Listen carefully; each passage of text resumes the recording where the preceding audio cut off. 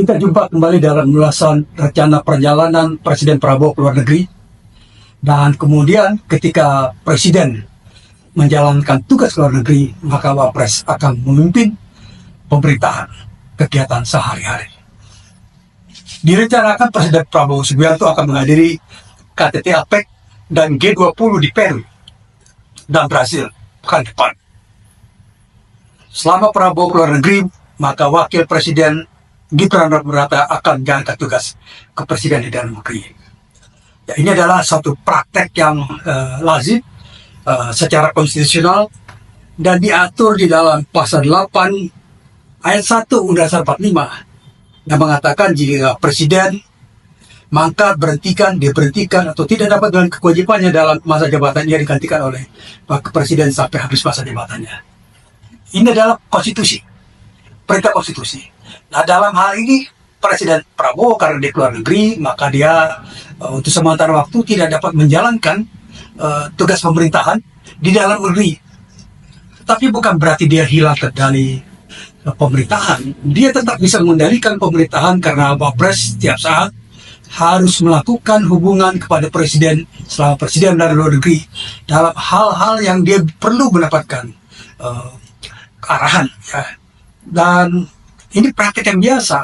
Ya, ketika Presiden Joko Widodo melakukan kunjungan negeri di antara tanggal 4 sampai tanggal 6 Maret tahun ini, maka Wapres Ma'ruf Amin melakukan tugas-tugas pemerintahan. Ya.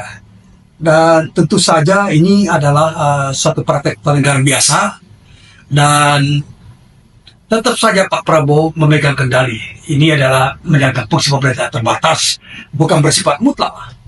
Dan Pak Prabowo tetap sebagai Panglima tertinggi TNI, Tentara Nasional Indonesia, dan Kepala Kepolisian Republik Indonesia tertinggi. Jadi ini adalah tugas-tugas konstitusional dan aturan konstitusional prakteknya seperti itu.